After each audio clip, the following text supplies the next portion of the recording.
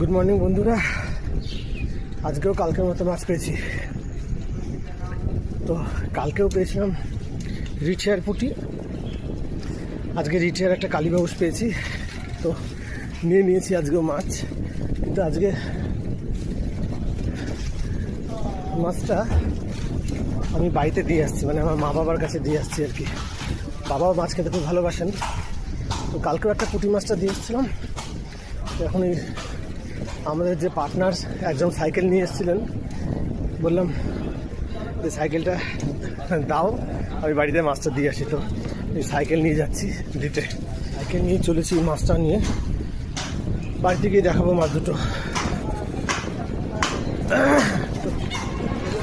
মাত্র 120 টাকা দিয়ে নিলাম এই দুটো মাছ, আর একটা ভেদা মাছ আছে, কুজা ভেটকি। চলুন দেখবো পরে, বাড়িতে পৌঁছে দেখবো কী কী মাছ পেলাম আজকে। তো একটু ভিডিওটা যদি ভালো লাগে ফলো করে দেবেন। খুললাম তো, রাখো ঢালের মধ্যে। হ্যাঁ, রিঠে আছে একটা কালবাউস। কালকের ধরেছিলি যে এটা আজকের, এই যে হেঁটে ফেরার সময় কালকেরটাও তো একটা রিঠে পেয়েছিলাম। হ্যাঁ, ওইটা দেখলাম তো। কাটলে পরে আর কিছু থাকে না, হ্যাঁ, ওই একই রকম সাইজ। বাবা আজকে একটা রিঠে আছে, কাটতে পারবো তো? না না না, এই কাটাই তো মুশকিল। ওই পুতো দিয়ে কাটবা। বাবা এই কাটা দিয়ে দেবে তো? এই কাটা দেবে না, কাটার আগে মেরে দেবে।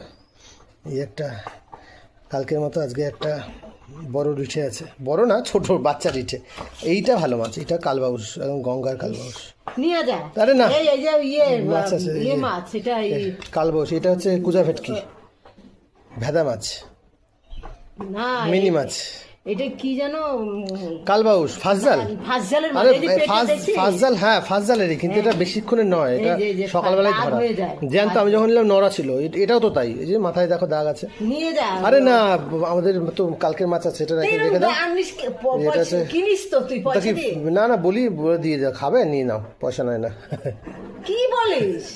কি হবে বলো তো, পয়সা দিয়ে কেনা মাছ আবার কি?